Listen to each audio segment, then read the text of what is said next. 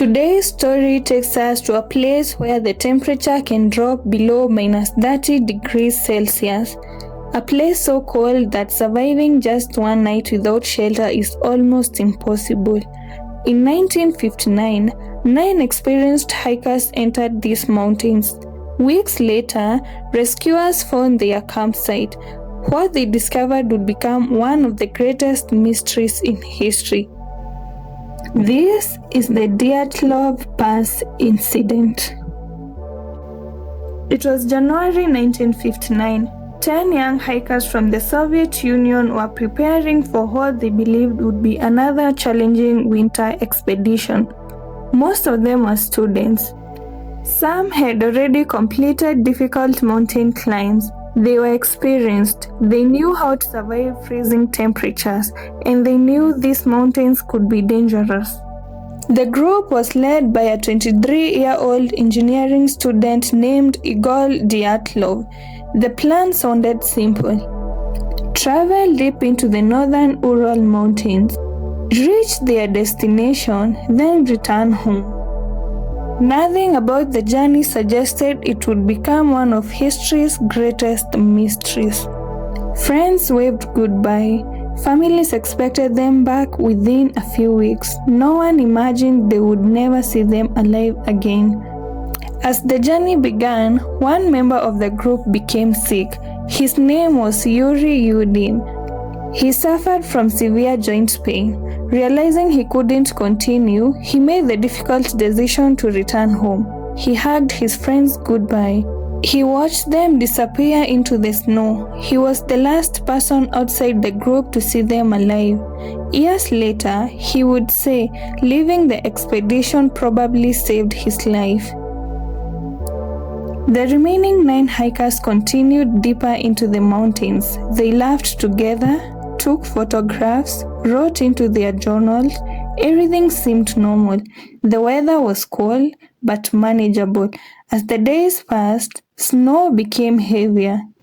Visibility became worse. Still, nothing suggested they were in immediate danger. On February 1st, 1959, the hikers reached the side of a mountain known as Holat Syakul. Its name comes from the local Mansi language. It is often translated as Dead Mountain. The name had nothing to do with ghosts or curses. It simply meant there was little wildlife there, but years later, people would remember the name for a very different reason. Instead of moving to a nearby forest for shelter, the hikers decided to pitch their tent on an exposed slope. Investigators still debate why. Perhaps they planned to continue early the next morning. Perhaps they didn't want to lose altitude. Whatever the reason, that decision would become incredibly important. As night fell, the temperature dropped dramatically. Strong winds swept across the mountain. Inside the tent, the group settled down for the night. Some wrote in their journals, others prepared to sleep. No one knows exactly what happened next, because whatever happened changed everything. Weeks passed, the hikers never returned. At first, nobody panicked.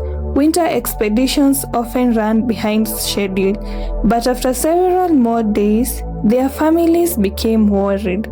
Search teams were organized. Experienced rescuers headed into the mountains. Finally, on February 26th, they found the campsite, and what they saw made no sense. The tent was still standing, partly buried beneath snow. But something was terribly wrong. The fabric had been cut open from the inside, not the outside. The hikers hadn't left through the entrance. They had sliced their way out, as if getting outside immediately was more important than anything else. Even stranger, most of their boots were still inside. Their heavy winter clothing was still inside. Food, cameras, personal belongings, everything remained. It looked as though 9 experienced hikers had suddenly fled into one of the coldest nights imaginable, without taking the things they needed most to survive. The search team followed the footprints leading away from the tent. At first, they were easy to see. The footprints belonged to several people. Some appeared to be barefoot, others looked like they were wearing only socks. A few seemed to have just one boot on. The footprints stretched from almost 1.5 kilometers before disappearing beneath fresh snow. The trail led the rescuers toward a large cedar tree at the edge of a forest. When they reached it, their hearts sank. Beneath the tree, these hikers were wearing more clothing. Some of those clothes had belonged to the hikers who had died earlier.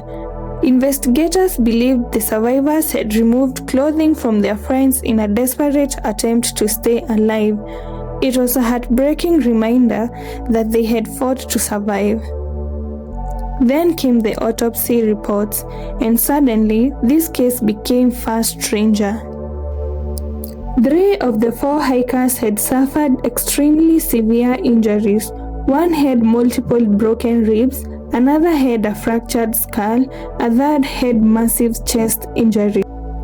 Yet, there were almost no cuts and bruises on the outside of their bodies. One expert compared the injuries to these seen in high-speed car crashes. Another said they were similar to the force of a powerful explosion. How could hikers in the middle of a frozen mountain suffer injuries like that, without obvious external wounds?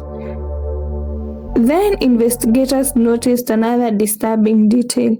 One of the hikers, Dubinina, was missing her tongue. Some reports also noted missing soft tissues from parts of her face.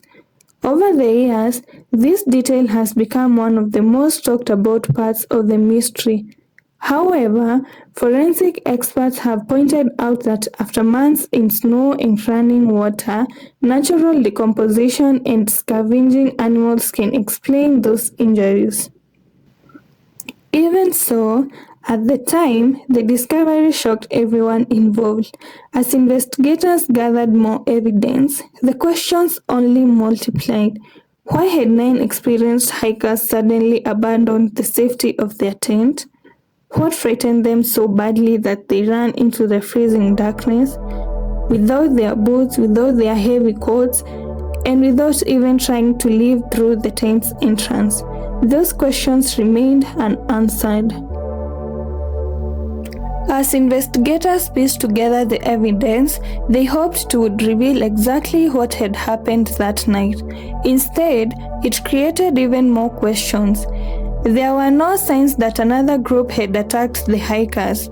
No evidence of a fight, no stolen belongings, and no clear explanation for why they had fled their tent.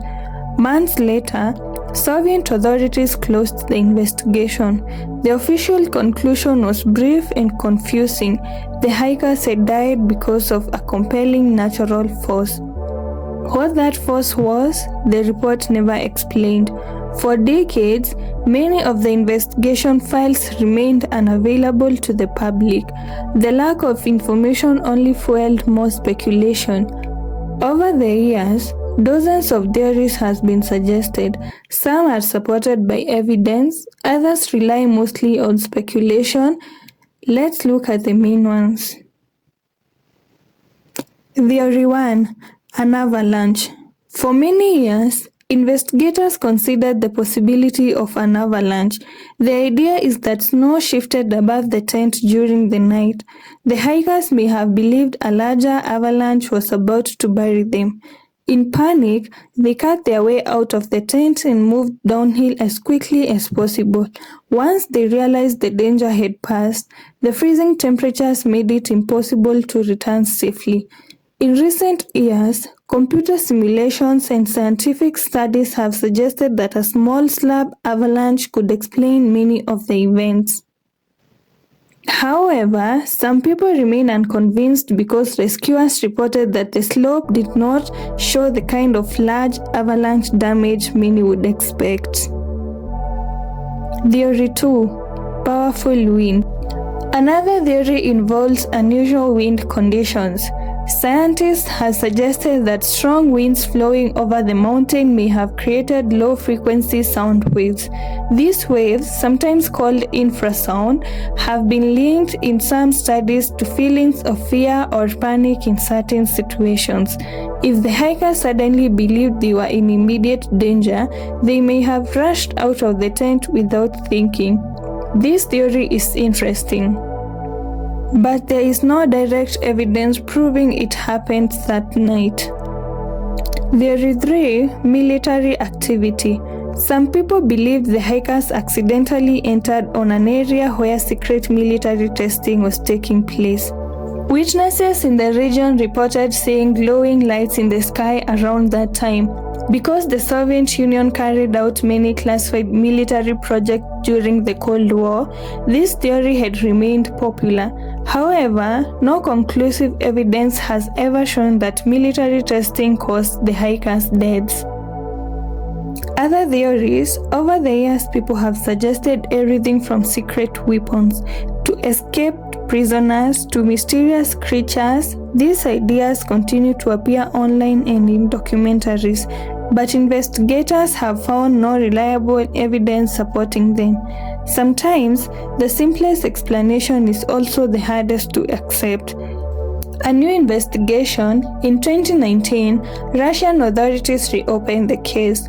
After reviewing the available evidence, they concluded that an avalanche was the most likely explanation. According to their findings, the hikers left the tent to escape what they believed was immediate danger. Once outside, they became trapped in freezing conditions. Many researchers accept this conclusion. Others believe important questions still remain unanswered. Even today, people continue to debate what really happened on that mountain. More than 60 years have passed. The mountains are still there. The wind still blows across the same snowy slopes. And every year, people return to Dyatlov Pass, not to solve the mystery, but to remember the 9 young hikers who never came home. Perhaps one day, new evidence will finally answer every question. Or perhaps some mysteries are destined to remain exactly that. Thank you for watching. If you enjoyed today's story, don't forget to like the video and subscribe for more true mysteries and unexplained events from around the world. I'd love to hear your thoughts. Which theory do you think best explained what happened at Dyatlov Pass? Let me know in the comments. Until next time, stay curious.